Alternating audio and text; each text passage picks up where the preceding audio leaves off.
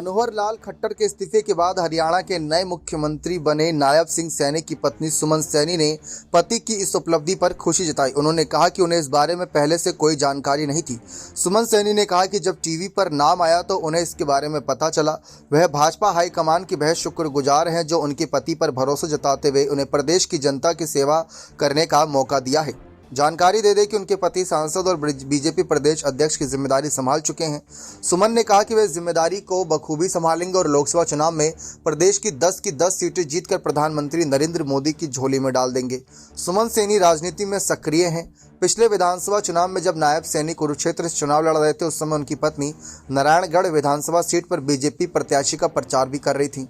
इसके अलावा साल 2022 में बीजेपी के टिकट पर वह जिला परिषद का चुनाव लड़ चुकी हैं। हालांकि उन्हें हार का सामना करना पड़ा था। वह बीजेपी की अंबाला जिला महिला मोर्चा की अध्यक्ष भी हैं।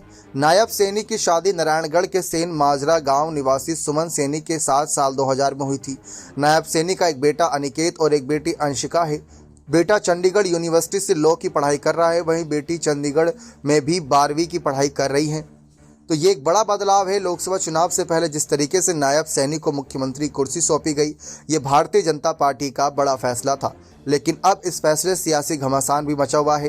लेकिन जिस तरीके से पत्नी का बयान सामने आया कि उनको पहले से इस बारे में कोई जानकारी नहीं थी, तो इस बारे में किसी को भी कोई जानकारी नहीं थी।